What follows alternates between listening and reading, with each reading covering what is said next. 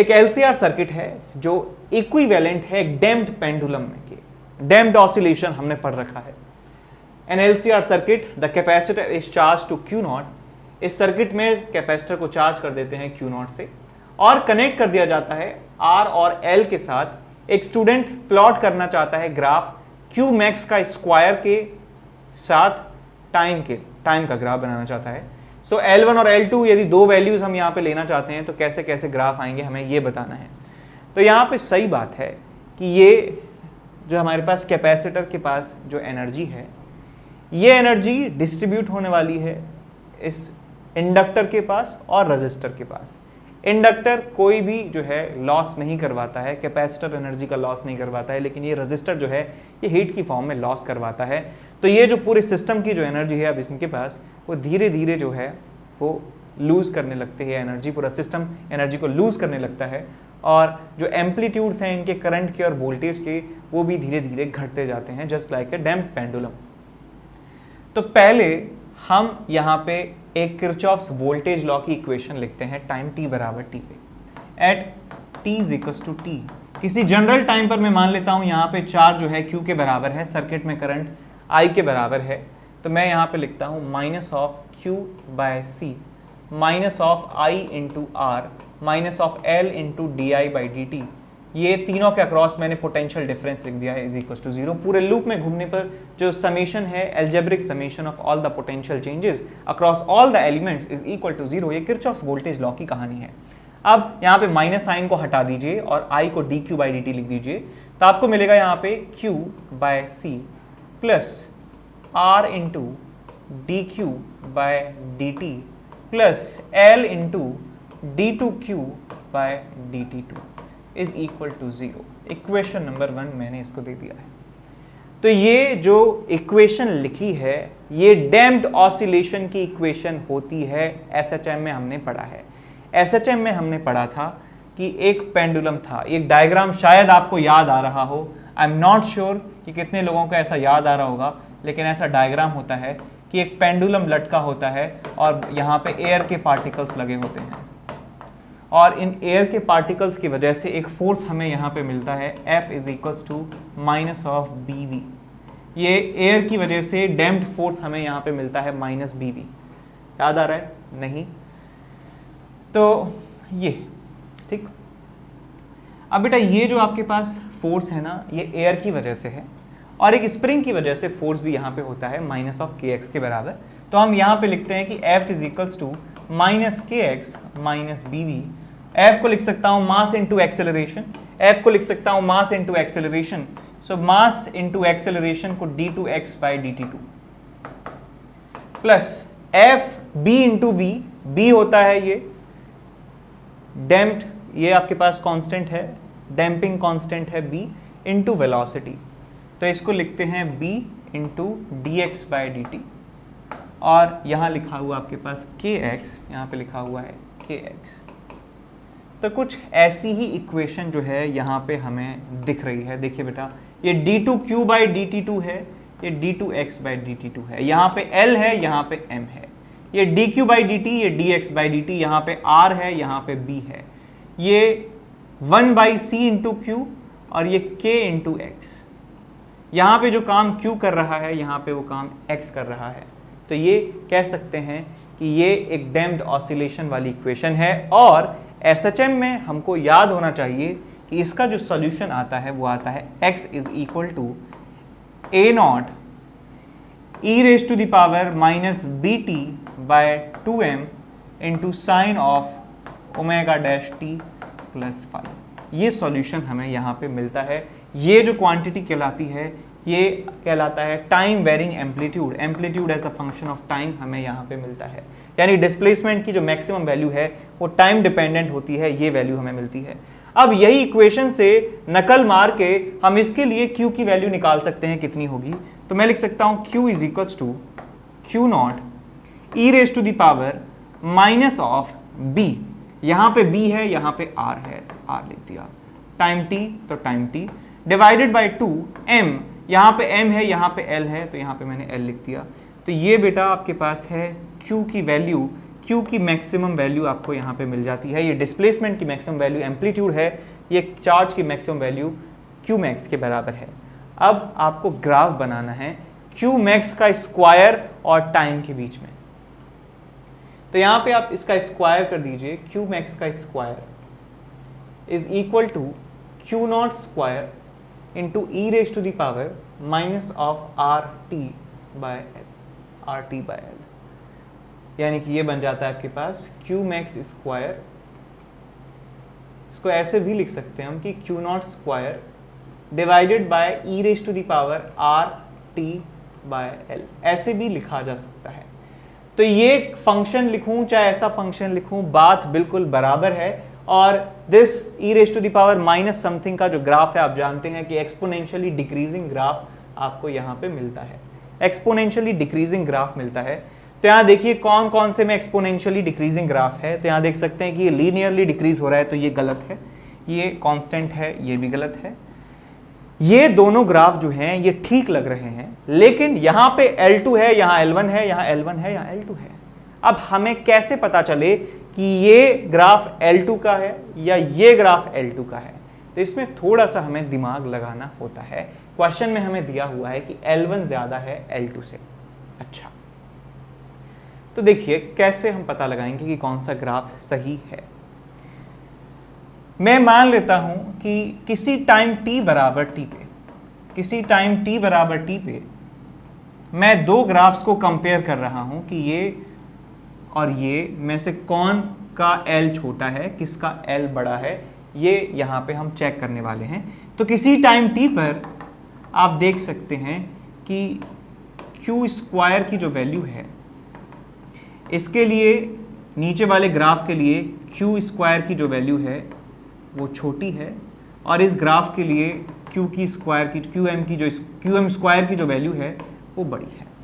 दोबारा से सुनिए, मैं इन दोनों ग्राफ्स में ये देखना चाहता हूँ कि किस में जो इंडक्टेंस की वैल्यू है कम है, कौन सा ग्राफ कम इंडक्टेंस वैल्यू के लिए बनाया है और कौन सा ग्राफ ज़्यादा इंडक्टेंस की वैल्यू के लिए बनाया गया है, ये हम चेक करना चाह रहे हैं। तो मैंने माना किसी टाइम इंस्टेंट t पर इस नीचे वाले ग्राफ के करस्पॉन्डिंग जो Q स्क्वायर की वैल्यू है वो ये आती है, और इस ग्राफ के करस्पॉन्डिंग इस टाइम पे Q स्क्वायर की वैल्यू आती है ये। अब ये देखिए बेटा, यदि L की वैल्यू जो है, देखिए यदि L की वैल्यू को मैं घटा देता हूं तो ये क्वांटिटी बढ़ जाएगी और ओवरऑल क्वांटिटी जो है बढ़ जाएगी, और मैं कह सकता हूं ये ओवरऑल क्वांटिटी जो है ये घट जाएगी। यानी L के घटाने से Q स्क्वायर की वैल्यू घट रही है। तो इसका मतलब ये जो छोटा ग्राफ है बेटा, ये छोटे L के लिए है, ये छोटा ग्राफ छोटा L है, ये ऊंचा ग्राफ बड़ा L है, बड़ा L है। ये हमने यहाँ से देख लिया। तो देखिए बेटा कौन बड़ा है, L1 बड़ा है, तो ऊपर वाला ग्राफ जो है L1 का होना चाहिए, नीचे वाला ग्राफ L2 का होना चाहिए। तो सी ऑप्शन जो है यहाँ पे सही हो जाएगा। क्वेश्चन नंबर 11 जो है हम डिस्कस कर रहे हैं, इसमें दिया है कि LCR सर्किट है जो शोन है यहाँ पे दिखाया हुआ है। अच्छा, मैं तो पता ही नहीं था। The current is observe to lead the applied voltage, current यहाँ पे लीड करता है, LCR सर्किट में करंट लीड कर रहा है। तो इस बात से हम ये बता सकते हैं कि XC की जो वैल्यू है वो XL से ज़्यादा है, यानी कि कैपेसिटिव कैरेक्टर है हमारे सर्किट में, यानी कि 1/ωc की जो वैल्यू है वो ज़्यादा है ωL से। यहाँ से एक बात हमें पता चल जाती है, क्वेश्चन नंबर 1। अब एक कैपेसिटर C' को जोड़ा जाता है इस कैपेसिटर के साथ, जिससे होता क्या है कि it makes the power factor of the circuit unity, यानी कि हमारा जो पावर फैक्टर है सर्किट का वो 1 के बराबर हो जाता है। पावर फैक्टर का फॉर्मूला हम जानते हैं कि क्या होता है, बताइए। cos फाई जो है वो 1 के बराबर हो जाता है, इसका मतलब फाई की वैल्यू 0 के बराबर हो जाती है। फाई की वैल्यू 0 हो जाती है, इसका मतलब साफ साफ है कि XL की वैल्यू जो है वो XC के बराबर हो जाती है। XL की वैल्यू XC के बराबर हो जाती है। पहले XC ज्यादा था, अब XC की वैल्यू बराबर हो चुकी है। हमने चेंज किसमें किया है, कैपेसिटर में चेंज किया है, यानी कि हमने XC को चेंज किया है। तो यहां से मैं क्लियरली कह सकता हूं XC पहले ज्यादा था, XC अब कम हो गया है। सो XC की वैल्यू जो है वो डिक्रीज कर दी गई है।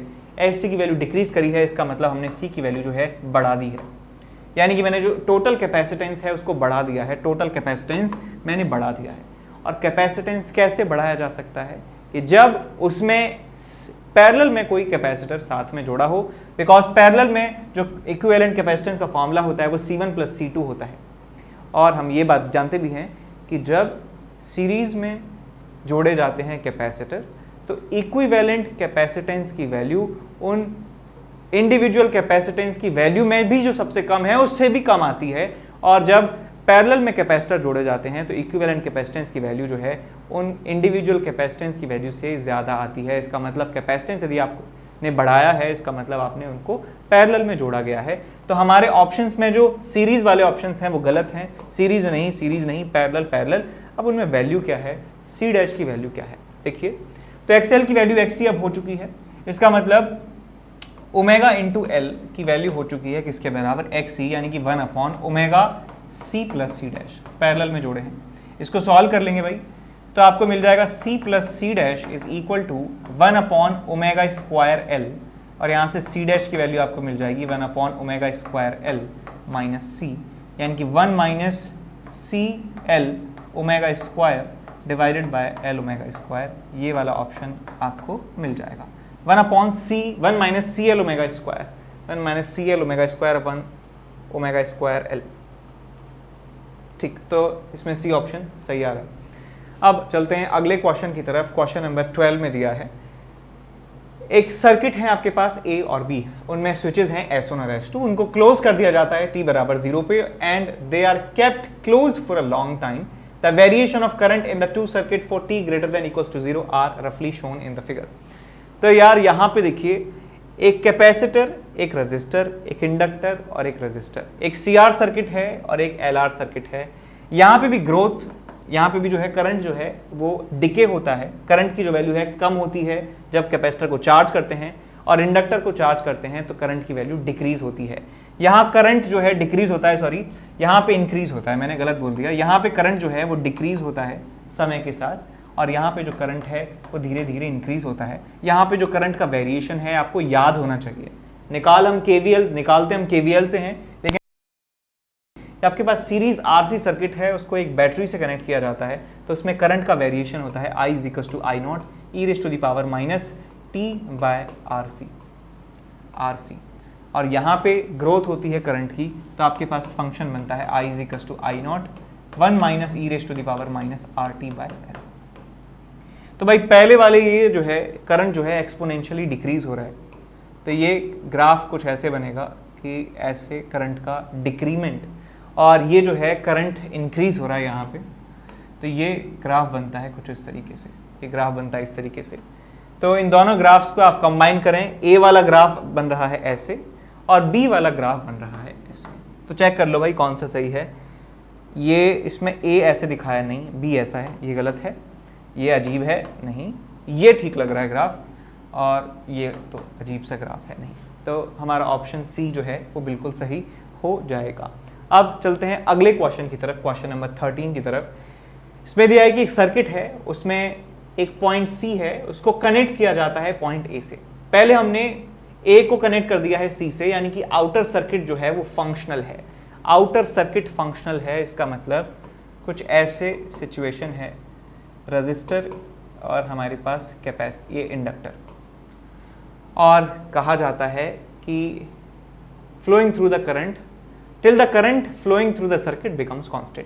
जब t टेंडिंग टू इनफाइनाइट समय आ जाता है तो करंट इसमें कांस्टेंट हो जाता है, करंट की वैल्यू हो जाती है E/R के बराबर, जानते हैं स्टेडी स्टेट आ जाती है।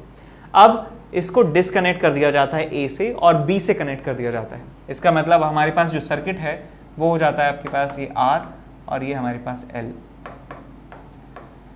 और इसको और अच्छे से बना के दिखाऊँ आपको, तो ये हमारे पास इंडक्टर है और उसके साथ और सिर्फ रजिस्टर बचा है। अब हमें बताना है कि इनके अक्रॉस जो पोटेंशियल डिफरेंसेस हैं, ratio of voltage across resistance और inductor at t = L/R will be equal to. यार ये देखिए, ये दोनों हैं सिर्फ सर्किट में, तो यहाँ पे मैं किरचॉफ्स वोल्टेज लॉ लगा सकता हूँ at any general time, at any instant t = t, applying KVL, applying Kirchhoff's voltage law, तो आपको मिलेगा यहाँ पे voltage across inductor plus voltage across resistor is equal to 0। दोनों के अक्रॉस जो एल्जेब्रिक सम है पोटेंशियल डिफरेंसेस का, उनका सम 0 के बराबर आना चाहिए, यही किरचॉफ्स वोल्टेज लॉ कहता है। तो यहाँ से आपको मिल जाएगा VL is equals to minus of VR और माइनस और VR अपॉन VL जो आपको मिल जाएगा यहाँ पे -1। तो ये आपको आंसर मिल जाएगा -1। चाहे इस समय L अपॉन R पे पूछा जाए या कभी भी पूछा जाए, सर्किट में हमेशा इन दोनों के अक्रॉस जो पोटेंशियल डिफरेंसेस का सम है वो 0 के बराबर होगा, Kirchhoff's voltage law, energy conservation. तो हमारे पास आंसर आ जाएगा -1। ठीक, आगे चलते हैं क्वेश्चन नंबर 14 की तरफ, जिसमें दिया है कि एक सर्किट है हमारे पास। सर्किट से क्या कर रहे हैं, t बराबर 0 पे स्विच को क्लोज कर दिया जाता है। तो आपको बताना है कि बैटरी से करंट कितना निकलेगा t बराबर 0 पे और t टेंड टू इनफाइनाइट पे। तो हम ये बात जानते हैं कि जो इंडक्टर होता है, डीसी करंट के बारे में बात कर रहा हूं, इंडक्टर जो है वो एक इनफाइनाइट रेजिस्टर की तरह बिहेव करता है t बराबर 0 पे, यानी करंट को पास नहीं होने देता है अपने थ्रू। तो ये इंडक्टर t बराबर 0 पे करंट को पास नहीं होने देगा। यदि यहां से करंट नहीं जाएगा तो इस रेजिस्टर में भी कोई करंट नहीं जाएगा। तो मैं कह सकता हूं इस पूरी ब्रांच में, मिडिल ब्रांच में एट t बराबर 0, मिडिल ब्रांच में ही कोई करंट नहीं जाएगा। जो करंट होगा वो आउटर वाले सर्किट में घूम रहा होगा और करंट जो बैटरी से निकलेगा that will be equal to E या V अपॉन R2 के बराबर होगा। तो t बराबर 0 पे करंट V अपॉन R2 होने वाला है बैटरी के थ्रू। तो देखिए कौन सा ऑप्शन सही आ रहा है, तो ये गलत है और ये गलत है, इन दोनों में से हो सकता है। अब जब t टेंड टू इनफाइनाइट हो जाती है बातें, जब बातें करते हैं स्टेडी स्टेट पे, तो AC करंट, DC करंट के लिए जो इंडक्टर है वो एक प्लेन वायर की तरह बिहेव करता है एट स्टेडी स्टेट। ये ऐसे बिहेव करता है एकदम भीगी बिल्ली, है ही नहीं, जैसे है ही नहीं, एग्जिस्ट ही नहीं करता। तो एक प्लेन वायर की तरह बिहेव करता है। तो मैं कह सकता हूँ अब हमारे पास इफेक्टिवली एक ब्रांच ये है जिसमें रेजिस्टर R1 है, ये तो गायब हो गया क्योंकि स्टेडी स्टेट में ऐसे ही बिहेव करता है भीगी बिल्ली की तरह, और इस वाली ब्रांच में रेजिस्टर R2 है। तो मैं इन दोनों का इक्विवेलेंट कॉम्बिनेशन कर सकता हूँ कि ये R1 और R2 जो है पैरेलल में लगे हैं, R1 R2 upon R1 plus R2 equivalent resistance आ जाएगा और बैटरी के थ्रू जो करंट है वो आपको मिल जाएगा I is equals to V upon इनका equivalent R1 R2 divided by R1 plus R2। तो इसमें कौन सा ऑप्शन हमारे पास है, ये ऑप्शन सही है, तो बी ऑप्शन हमारा सही आ जाएगा। अब चलते हैं अगले क्वेश्चन की तरफ, क्वेश्चन नंबर 15, जिसमें दिया है कि LCR सर्किट है, दिखाया हुआ है what will be the readings of the voltmeter across the resistor and the ammeter in an AC source of 220 volt and 100 volt and 100 hertz connected in as shown in figure। तो यहाँ देखिए बेटा, सबसे जो है रेड फ्लैग्स आपको जो दिख गए हैं कि ये वोल्टेज और ये वोल्टेज एक समान है। तो आप याद रखना कि जब इंडक्टर के अक्रॉस वोल्टेज और कैपेसिटर के अक्रॉस वोल्टेज जो है बराबर हैं, और या ये हो चाहे XL की वैल्यू XC के बराबर हो, चाहे आपसे कहा जाए रेजोनेंस हो रहा हो, चाहे आपसे कह सकते हैं कि ओमेगा की value 1 upon under root of LC के बराबर हो, चाहे आपसे कहे कि फ्रीक्वेंसी जो है 1 upon 2 pi under root of 1 by LC के बराबर हो, चाहे आपसे कहें कि करंट की जो पीक वैल्यू है, करंट की पीक वैल्यू हो चुकी है I naught maximum is equals to V naught upon R, या आपसे कहे कि पावर फैक्टर यूनिटी हो चुका है, चाहे आपसे कहें power factor is equals to unity, चाहे आपसे कहें कि वोल्टेज और करंट के बीच में जो फेज का डिफरेंस है 0 के बराबर हो चुका है। तो इन सारी बातों का मतलब एक ही है कि रेजोनेंस की कंडीशन यहाँ पे आ चुकी है, रेजोनेंस यहाँ पे हो रहा है। तो ये एक दूसरे को कैंसिल आउट कर देते हैं, मर जाते हैं, खत्म, सर्किट में से खत्म, इनका कोई रोल यहाँ पे नहीं है। आप चाहें तो इस सर्किट में से इन दोनों को हटा सकते हैं हमेशा के लिए इस रेजोनेंस कंडीशन पर। तो मैं यहाँ पे इस सर्किट को नया बना देता हूँ, रिकंस्ट्रक्ट कर देता हूँ। तो हमारी सर्किट में सिर्फ दो चीज़ें होने वाली हैं, ये सप्लाई और रजिस्टर। तो हमारे पास एक सप्लाई है 220 वोल्ट की, आप ऐसा कर सकते हैं क्वेश्चन में, आप इंडक्टर और कैपेसिटर को हटा सकते हैं यदि रेजोनेंस की कंडीशन क्वेश्चन में दे रखी है। तो ये हमारे पास एक रजिस्टर है और यहाँ पे एक अमीटर लगाया हुआ है और यहाँ पे एक वोल्ट मीटर लगाया हुआ है। तो मैं कह सकता हूँ जितना वोल्टेज सप्लाई का है उतना ही वोल्टेज पूरा का पूरा रजिस्टर पे लग रहा है, क्योंकि ये सब तो ideal ammeter ideal volt meter है।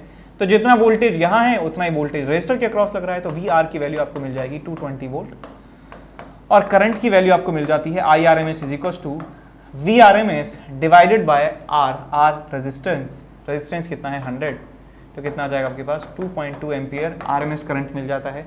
सो 2.2 और 220 हमारे आंसर्स होने वाले हैं, 2.2 एंड 220, डी ऑप्शन हमारा सही है। तो आप ये याद रखना कि इनमें से कोई भी आपको क्लू दिया हो तो समझ जाएं कि कुछ ना कुछ गड़बड़ है। ये सारे रेड फ्लैग्स मैंने यहाँ पे लिख दिए हैं, और इसका मतलब ये रेजोनेंस की कंडीशन है, उसमें आप इन दोनों को हटा सकते हैं, सिर्फ और सिर्फ रजिस्टर जो है काम करता है।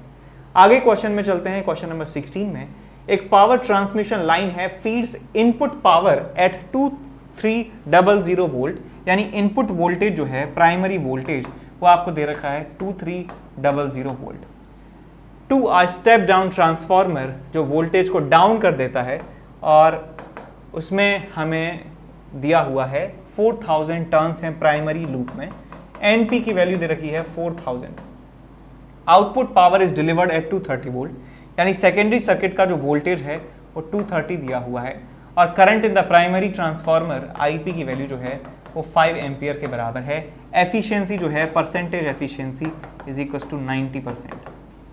तो एफिशिएंसी का मतलब होता है power output upon power input. So efficiency का फॉर्मूला होता है P out divided by P in. Output लेते हैं हम सेकेंडरी वाले से, इनपुट देते हैं प्राइमरी में, या इसको लिख सकते हैं P secondary divided by P primary, P S upon P P. Power का formula voltage into current. So secondary में जो पावर लिखी जाएगी वो वोल्टेज इंटू करंट लिखी जाएगी। तो वोल्टेज कितना है सेकेंडरी में 230,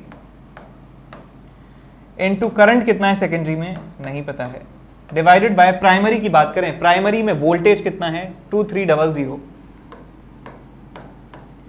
करंट कितना है प्राइमरी में 5 एम्पियर, और ये सब किसके बराबर है, ये एफिशिएंसी के बराबर है, परसेंटेज एफिशिएंसी नहीं, सिर्फ एफिशिएंसी, यानी कि 90/100 के बराबर है। ये 0 से 0 चला गया, यहाँ से 0 से 0 चला गया, 23 से ये चला गया आपके पास 10 टाइम्स, और ये 10 से ये 10 चला जाता है, और आई एस की वैल्यू आपको मिल जाती है 9 × 5 is equal to 45 ampere. So 45 ampere हमारा आंसर जो है हमें मिल जाएगा। 45 एम्पियर करंट है यहाँ पे।